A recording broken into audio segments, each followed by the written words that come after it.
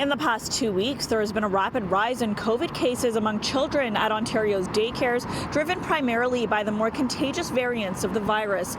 It is concerning not just for families, but also early childhood educators who say they don't have the protections they need to operate safely.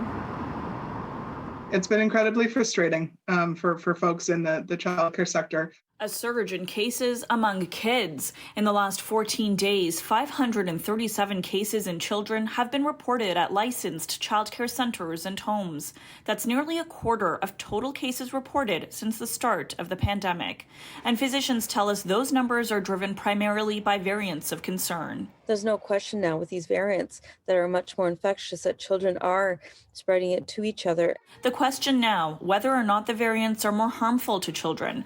Two recent examples in Canada sparking concerns. One in Ontario involving a 1-year-old who was admitted to Sick Kids Hospital with serious symptoms for 3 days.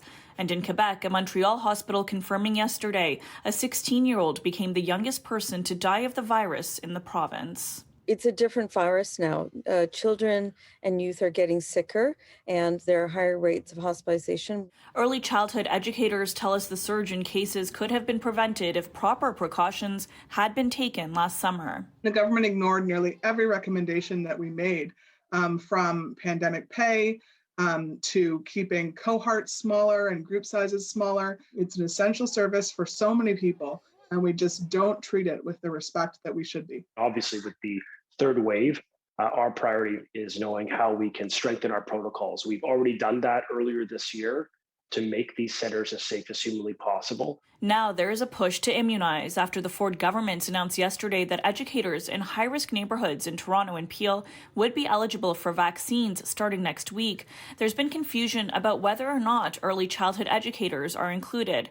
The Ministry of Education tells us they are eligible if they work in a school with school-aged children.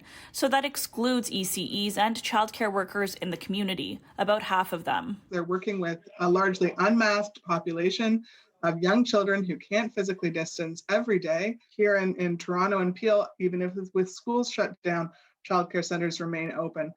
So they're important workers, they're essential workers, and we need to start treating them like that. Our challenge continues to be supply. I'm working around the clock once vaccine arrives to get them into the arms of these workers. It is critical for their safety. We recognize that.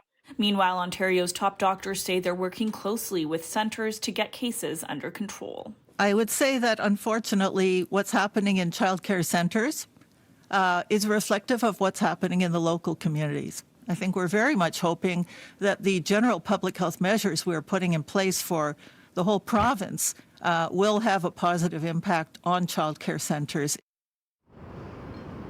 Also important to note that anyone 18 and over in hotspot neighborhoods identified by the province will soon be eligible for vaccines, and that would, of course, include early childhood educators.